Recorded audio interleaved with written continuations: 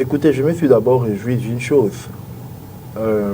C'est que globalement, vous savez, lorsque le rapport d'étape qui en lui-même était un rapport confidentiel, qui par quelle alchimie on ne sait pas avait fuité, il vous souvient qu'à cette époque, nous avons tout entendu. Il vous souvient qu'à cette époque, on avait tout entendu. Maintenant, il était question pour ceux qui écument les plateaux de télévision, pour crier et pour aboyer, que la justice était aux autres. Que pourquoi le rapport ne sortait pas. Chacun y allait de son talent, chacun y allait de son verbe. Et subitement, à la sortie de ce rapport, je me suis satisfait du fait que les mêmes qui disaient qu'il y avait une justice aux autres qui n'existe pas au Cameroun, se sont mis à applaudir la Chambre des comptes de la Cour suprême. Subitement, on avait déjà une justice au Cameroun. Suivez mon regard, vous allez voir les prises de parole tout à l'heure.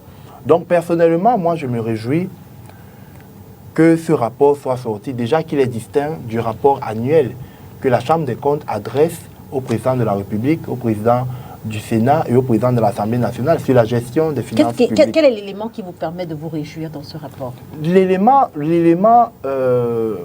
qui me permet de me réjouir, si je peux le dire, si on peut se réjouir, c'est l'éclatement de la vérité. C'est ce que tous les Camerounais voulaient.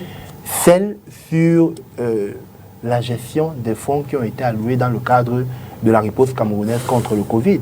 Maintenant, un rapport d'audit, comme vous le savez, n'a pas vocation à indexer des personnes.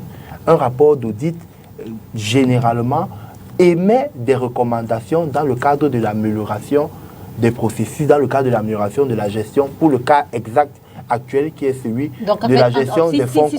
Si ce rapport a indexé des personnes, ça veut dire qu'il a été mal fait, c'est ce que vous dites?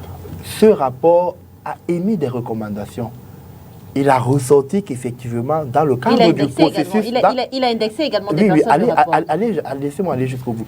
Il a également ressorti les défaillances qui ont été décelées dans le cadre de la gestion, dans le cadre de la gestion de ce fonds. Maintenant, il apparaît que, à la suite de ce rapport, l'organe judiciaire a été saisi. Et l'organe judiciaire, à partir du moment où ce rapport indexe un certain nombre de délicatesses, l'organe judiciaire se donne la possibilité à tout moment d'engager des procédures adéquates contre X ou contre Y. Ils attendent quoi? Qui sont maintenant, vous voyez, fait ce jeu, vous ne le reprenez pas. Maintenant, je voulais dire ceci.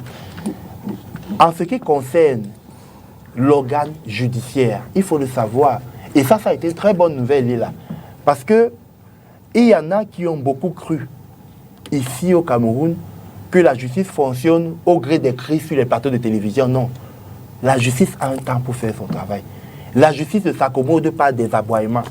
La justice, dans sa sérénité, sait rendre sa copie. Moi, je suis... c'est une petite parenthèse.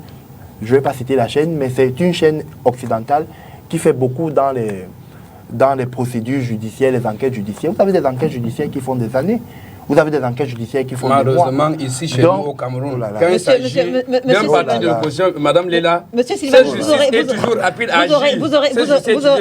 aurez votre tour de parole. Terminez, Valérie Mandingue. Donc, pour chuter et sortir définitivement, je suis de ceux qui se réjouissent de la sortie de ce rapport.